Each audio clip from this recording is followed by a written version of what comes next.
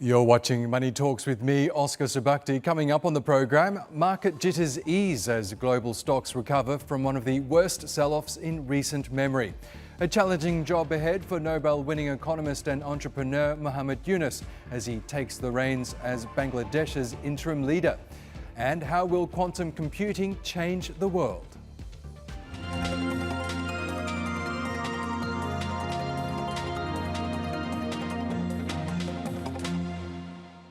We end this trading week with a sigh of relief for investors in Asia as markets closed on a positive note. After a rollercoaster ride, Japanese stocks almost recouped all of their massive losses from Monday, a day that brought back memories of the 1987 Black Monday crash. The week began with a dramatic plunge in global markets, with Japan's Nikkei crashing more than 12% on Monday, the worst day in over 3 decades. Well, panic swept through trading floors as weaker than expected jobs data ignited fears that the world's largest economy, the United States, was teetering on the edge of a recession.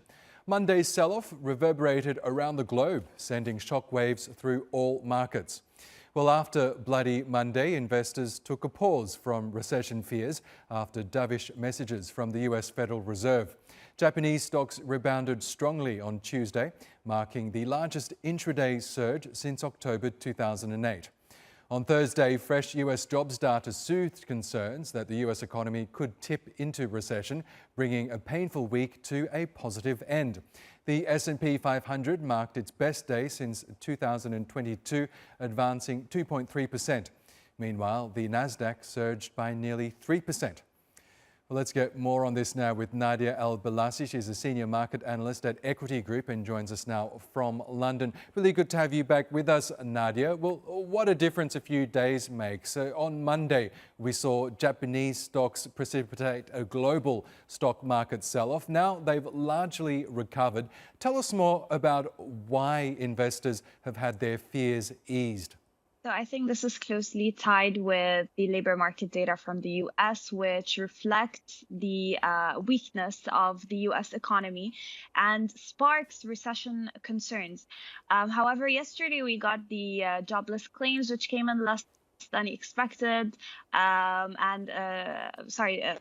than expected, and that was a really good sign for US stocks. We've seen a rebound in almost all major indices. We've seen a rebound as well in the commodity landscape, which has also taken a large hit since Monday. We've seen gold prices surpass again the critical level of 2,400.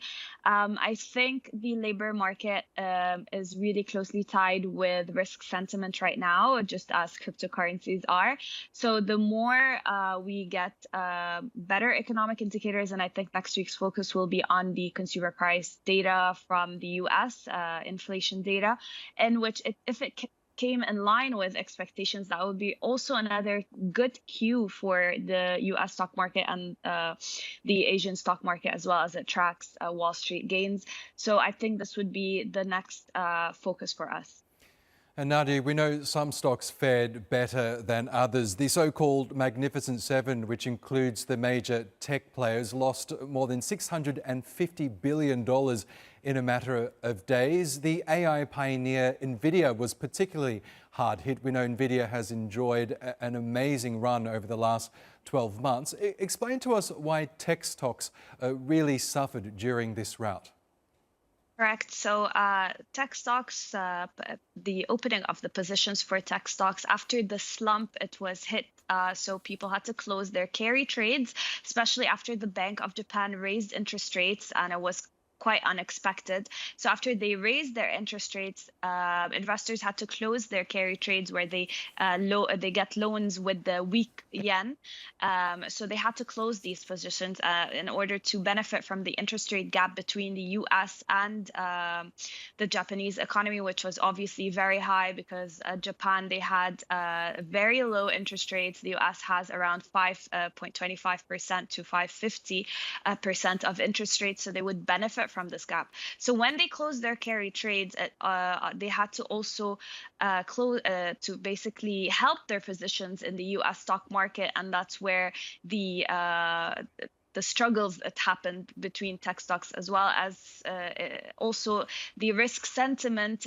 It was hardly hit, but I think there was an exaggeration. Obviously, when everything went in the red, the sell-off continued. It panicked. There was market panic, solely sparked by the weak labor market data. However, now if we focus on data dependent, because the Fed's policy is very data dependent, which is why we get so like a huge market reaction when it comes to labor market in particular. Okay, Nadia El-Balassi, we'll leave it there, but it's great to get your analysis as always. Thanks again for joining us. From virtual assistants that manage our schedules to sophisticated algorithms that personalize our online experiences, artificial intelligence has made a splash in our daily lives. But just as we get comfortable with this new technology, another game changer is on the horizon: quantum computing. Omar Baklolu reports. Imagine a world where cyber attacks are a thing of the past and new drugs are developed in the blink of an eye. This isn't a sci-fi dream, it's the promise of quantum computers. And this technology revolution is closer than you think. So this is a super exciting time now for quantum computing, because they've got to the point where the physical qubits are good enough. So they've reached the threshold, the quantum error correction threshold, which means that the challenge now is to scale up into qubit numbers and to add error correction into these systems. These super smart machines can handle a bunch of stuff at once because it uses quantum bits that can be 0 or 1 simultaneously, allowing for vastly more complex calculations. In contrast, regular computers use classical bits that can only be either 0 or 1 at any given time. I mean, quantum computing is not going to be just slightly better than previous computer. It's going to be a huge step forward, and that has wide implications. And I think people I think one of the learnings from ChatGPT is that those can be really, really big and important, and that not being surprised and being ready and understanding the technology early on can help mitigate some of the challenges that come as the technology emerges. The magic of quantum computing isn't just in its speed or power, it's also in its potential to make our digital lives safer and more secure.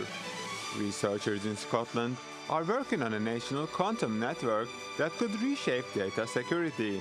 Potentially, you can have ultra-secure systems. Now, the systems themselves, of course, there's a lot more to it than that. One has to make the end users secure. Possibly, we would use algorithmics, non-quantum encryption methods, and create hybrid approaches. But essentially, it gives a degree of security that is extremely high and potentially unhackable, but it would have to be used in certain ways to do that. The impact of quantum computing goes beyond security. It could also revolutionize fields like drug development and climate science, tackling problems that classical computers can only dream of solving. A quantum internet, which obviously I've described mainly in terms of security, can also connect securely quantum computers to give, incredibly powerful computing ability. Here, of course, AI can play a role, and it can be used for AI.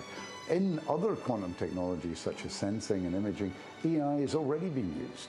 As we stand on the cusp of the next tech revolution, it's clear that quantum computing could change our world in ways we can barely imagine. So, it promises to be more than just a new chapter in technology. It could be a whole new book. Omar Baklolu, TRT World. Let's cross now to Frankfurt in Germany and speak with Dennis-Kenji Kipker. He's the Research Director at the Cyber Intelligence Institute. Really good to have you back with us, Dennis. Can we get back to basics first? Explain to us, how does quantum computing differ from the computing technology we see nowadays?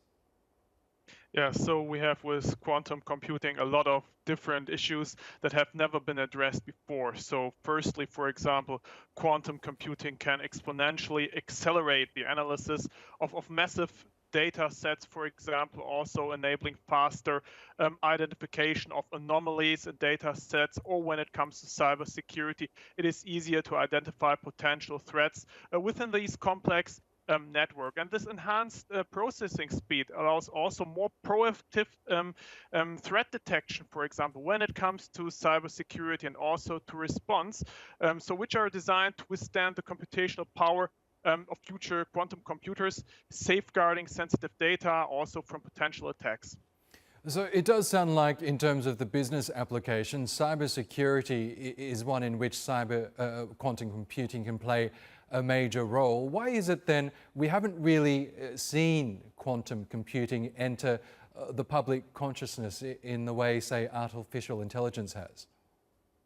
Yeah, so this is quite easy to say because quantum computing is very cost intensive, and the hardware issues that we had in the past were really big. So it was not possible to integrate quantum computing in all different sectors, branches of industry. And we have also seen this case for artificial intelligence, where it took really years to come down to really relevant industrial scenarios where artificial intelligence is used. And we see currently the same way regarding the technology of quantum computing.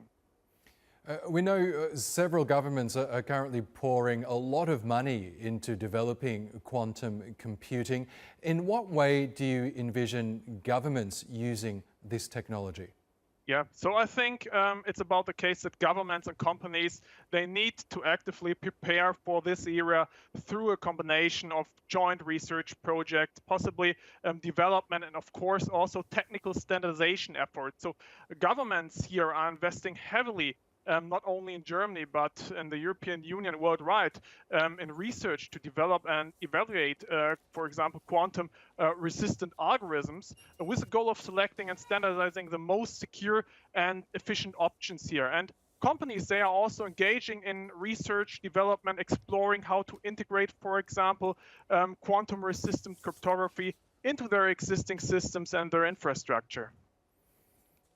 Okay, so really interesting developments there. Dennis-Kenji, Kipker, thanks as always for joining us on the program. Now, Bangladesh was once celebrated as one of the fastest growing economies in the world. Now it finds itself at a crossroads. These student protests that erupted on July 1st not only forced the Prime Minister, Sheikh Hasina, to flee the country, but they also inflicted significant damage to the nation's economy. As the Nobel-winning economist Muhammad Yunus steps in to guide an interim government, the pressing question is how Bangladesh can navigate these uncharted waters and stabilise an economy battered by weeks of unrest. Well, the student protests that erupted in July have led to massive economic disruptions, with estimated losses exceeding $10 billion. Key industries, particularly garment manufacturing, which is vital to Bangladesh's economy, have faced significant shutdowns and operational challenges during the unrest. The political instability has created an atmosphere of uncertainty, causing foreign investors to rethink their commitments to Bangladesh. Some companies have already begun diverting production to other countries, undermining Bangladesh's position as a preferred destination for global supply chains. Bangladesh's economic turmoil has been exacerbated by soaring inflation, which reached almost 10% in June. Add to that a sharp depreciation of the taka currency.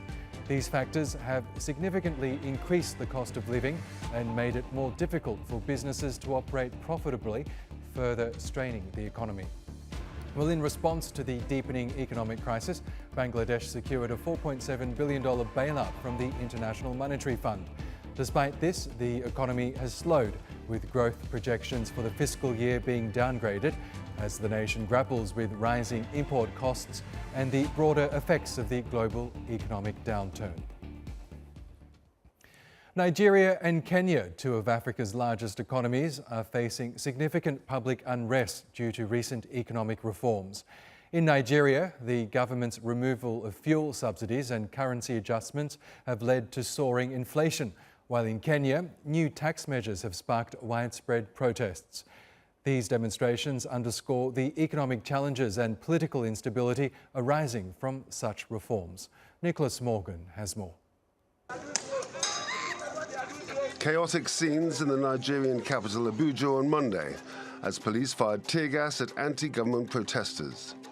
The demonstrators marched against President Bola Tinubu's economic policies, including the scrapping of fuel subsidies and the floating of the national currency.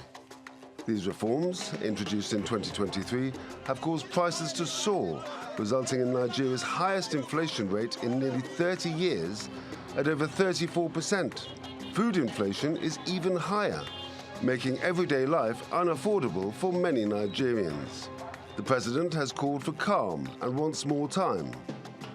Suspend any further protest and create room for dialogue, which I have always acceded to at the slightest opportunity. But even more protesters have taken to the streets. They accuse the president of failing to address their key demands. Similar demonstrations have erupted across Kenya, following weeks of intense anti-tax protests in Nairobi and other major cities in June and July. Burnt-out vehicles and damaged shops are stark reminders of the public's outrage against President William Ruto's economic reforms.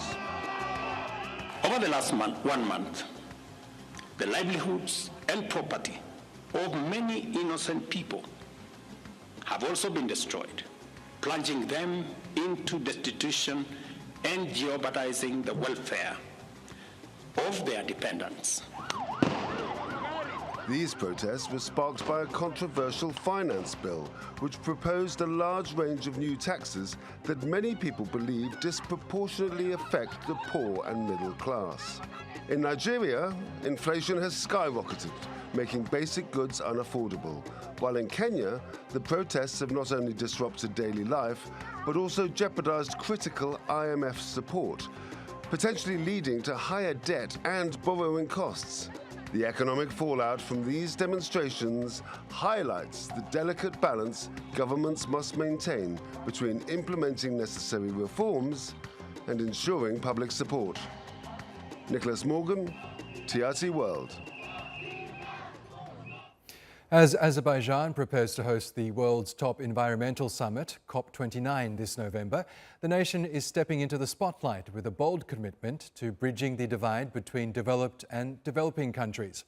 Baku says it will launch a climate finance action fund to address the world's most pressing environmental challenges. Ubay Shabanda has more.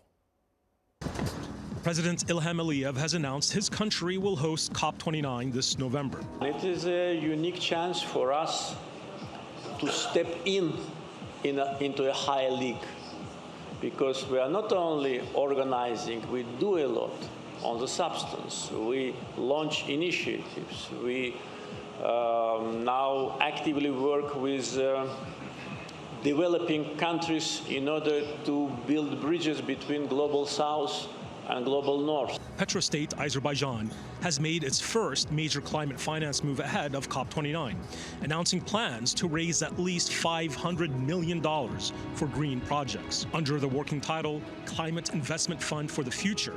This venture will include contributions from Azerbaijan's state oil company SOCAR and seeks additional capital from other fossil fuel producers. Azerbaijan became party to Global Methane Pledge. Our SOCAR, the biggest energy company in Azerbaijan, they also signed on of oil and gas decarbonization charter last year in Dubai at COP28. This means that whatever we are doing in the sphere of the cleanest hydrocarbon, which is natural gas, we are doing it very, very responsibly. In fact, this way we are probably supporting and speeding up the green transition than anything else. It's an ambitious start, but still modest compared to the $30 billion fund announced by the United Arab Emirates at COP28 in Dubai. Nevertheless, Azerbaijani officials hope it will serve as a mechanism for fossil fuel companies to contribute towards climate action. COP29 aims to address the pressing need for financing climate crisis prevention and mitigation. Earlier this year, President Aliyev defended Azerbaijan's reliance on oil and gas, highlighting European energy needs. At COP28, almost 200 countries agreed to transition away from fossil fuels in a just and equitable manner to reach net zero emissions by 2050. Azerbaijani officials are currently discussing how to allocate the capital from their climate-oriented fund, potentially dedicating 50% to developing countries most affected by extreme weather events. In the lead up to COP29, Azerbaijan has opened a climate information center in its capital to help the public visualize the very real impacts of the climate crisis around the world. The main goal of this information center is first to give information about the COP, the conference events, the importance of COP and its goals, and the second and most important one is to educate and motivate visitors to adapt sustainable lifestyle. Previous UN climate talks have ended in frustration, highlighting the ongoing tension between developing and developed nations over finance. The $100 billion a year target set in 2009 was only recently reached after significant delays and reclassification of existing aid.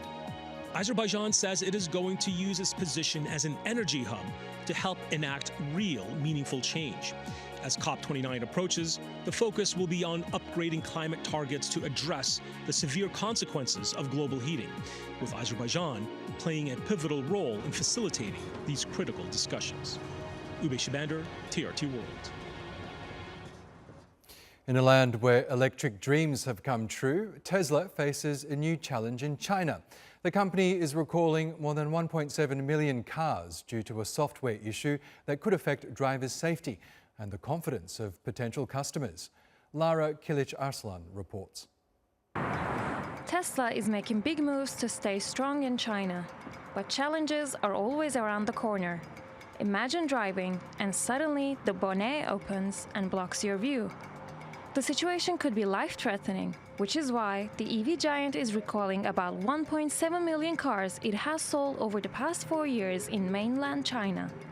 The company says it'll fix a software problem that may fail to detect when the bonnet is unlocked.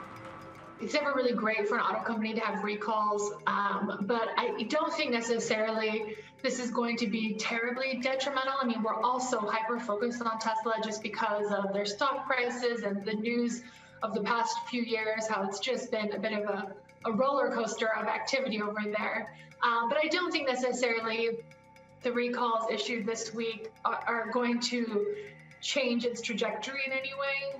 It's especially if it handles it the right way, it handles it quickly. I mean, recalls are generally a pretty standard part of the automotive industry. China still remains very important for Tesla. It's not only a big market, but also a place where the American company faces lots of competition from Chinese electric car makers. China and the United States are trying hard to maintain good trading relationships. In April, Tesla chief Elon Musk visited Beijing to strengthen those ties. And the company recently reached an agreement with Chinese tech giant Baidu to use its mapping license for data collection on China's roads. China's very large-scale market will always be open to foreign-funded firms. The country will stick to its word and will continue working hard to expand market access and strengthen service guarantees. But Tesla has had some trouble with regulators and customers in China since 2021. The company reported lower profits last month despite cutting prices and offering low-interest finance deals. But it remains determined to fix its problems and keep its place in the market. Will these efforts be enough to win over Chinese customers? Only time will tell. Lara Kilic-Arslan, TRT World. Well, the auto world is rapidly changing with compact SUVs taking the spotlight, replacing their larger cousins.